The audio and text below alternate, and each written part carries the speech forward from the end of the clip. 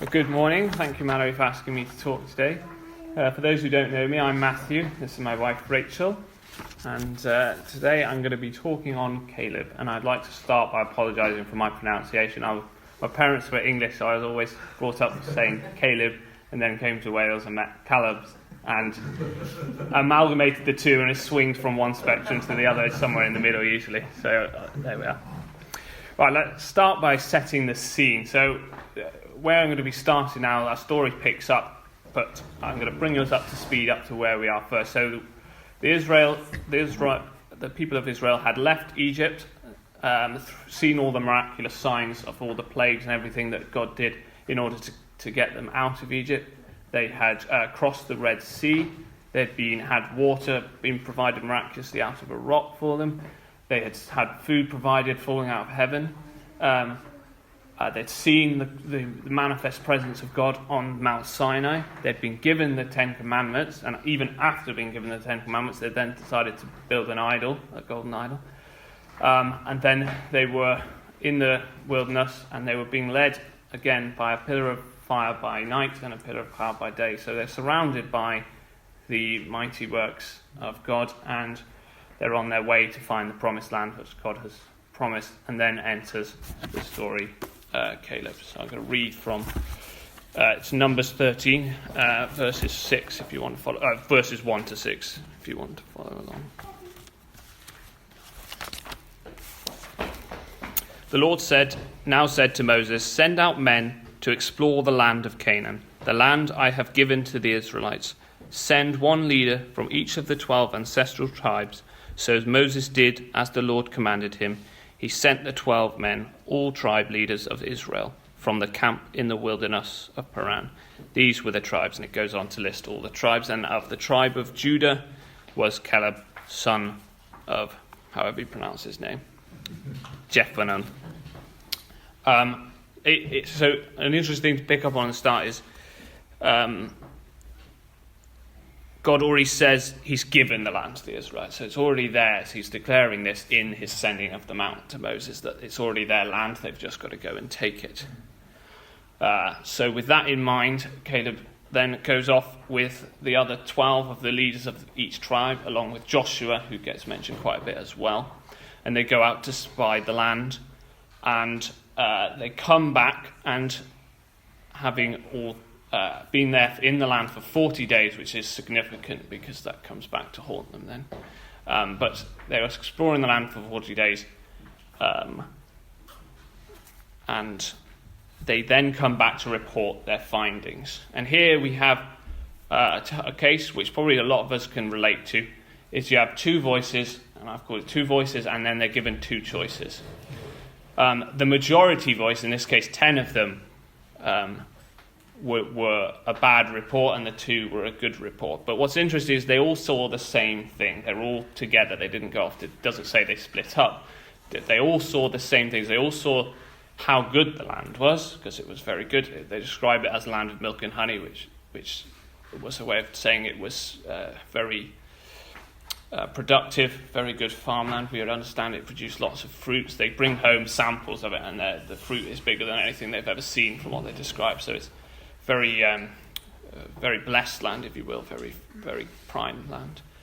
But there's also inhabited by a strong people called the Anakites, or the Anakim. And these were described as giants. Now, I think they actually were giants. You get descendants from them. One of them was Goliath, who features much later on in the story. And he's said to be about 9'9".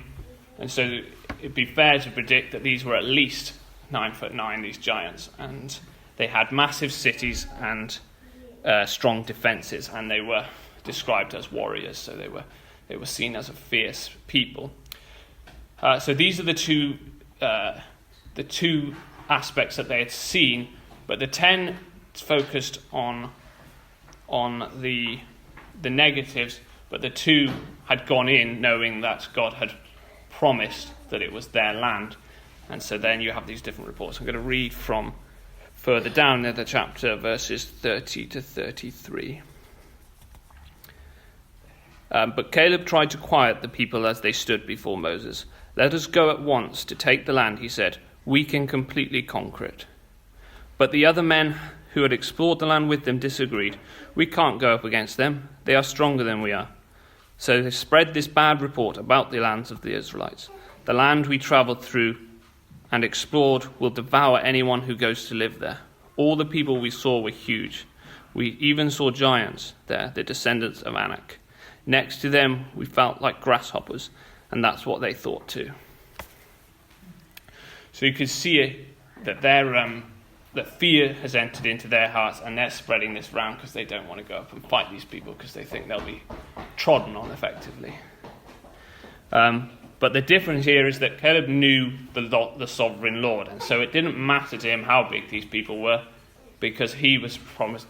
He knew that God had promised it to him, and so he had trust in that. So he had this different view of viewing what he saw, because they both saw the same things, but Caleb saw God's promises and just saw the Anakim as something that God would deal with through him in order to fulfill his promises. The others saw the problem, and God came further down their list, and so it wasn't something they could overcome. And so effectively, they ruled that God was not strong enough to defeat these men in their hearts.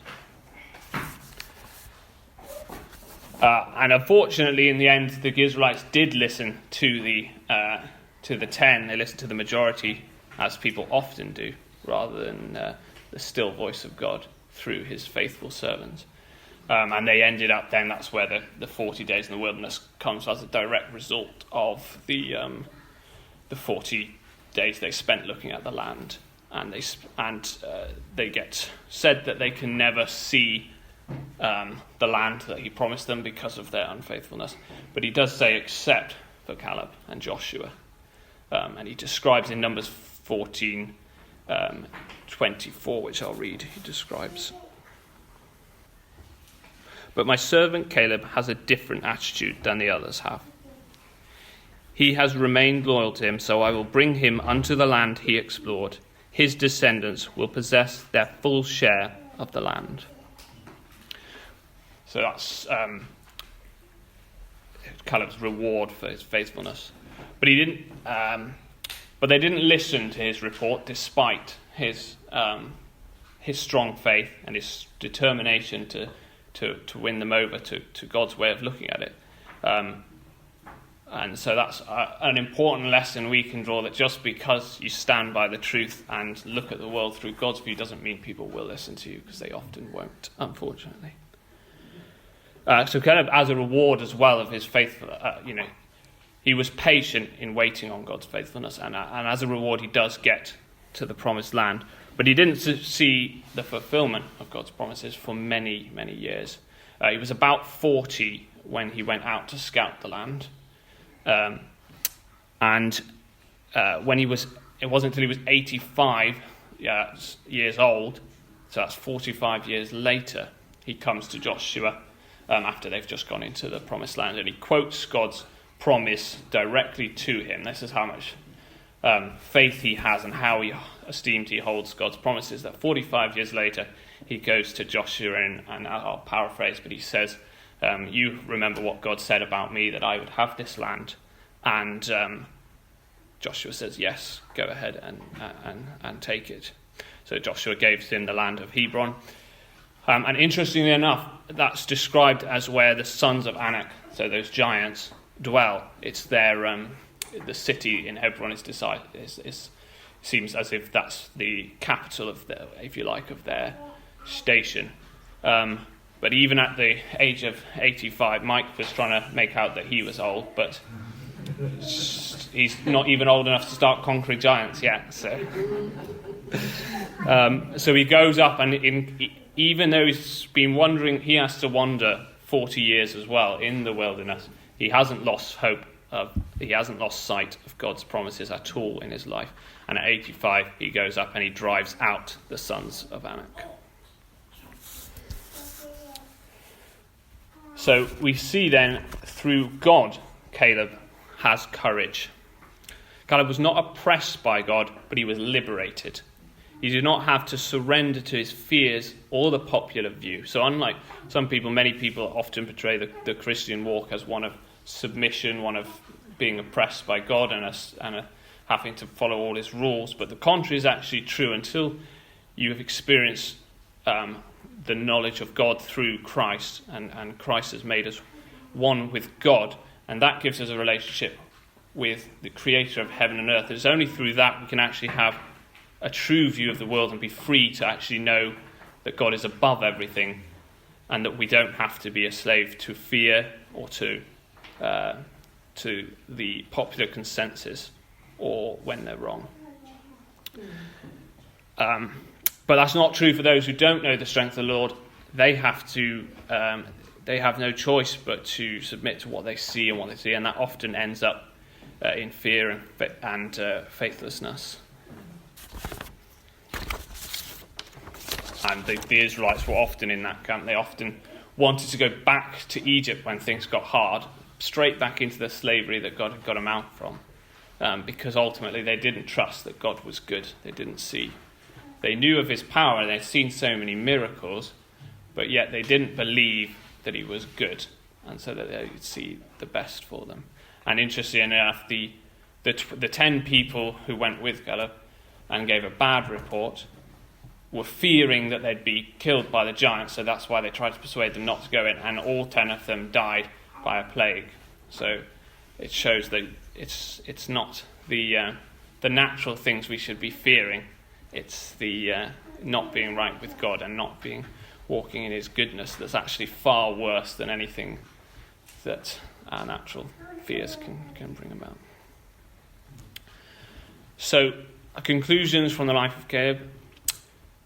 When we as Christians go out into the world, we need to be aware of the lens in which we're viewing it as. We need to put on the Caleb glasses and see God first and his mightiness and what he wants to do in the world, not what's going on there, and then bring it back with us.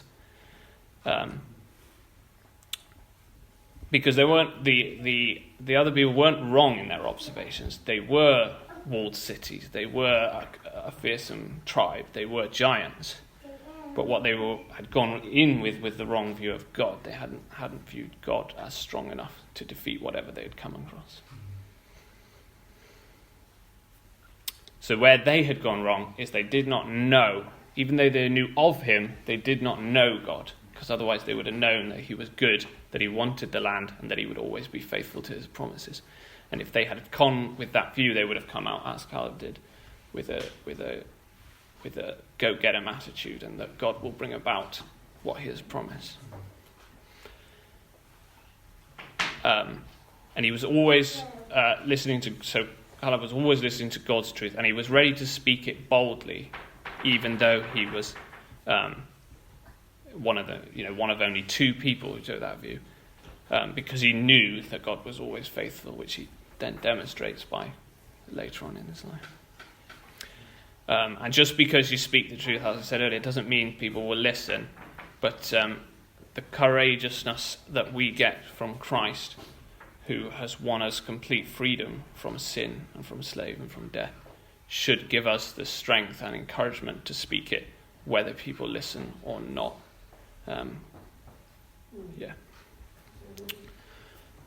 So my main takeaway is it'd be easy to say be like Caleb, but that would be difficult for most of us, and it would be a wrong view. Would be try and do as he did or try and be as he was.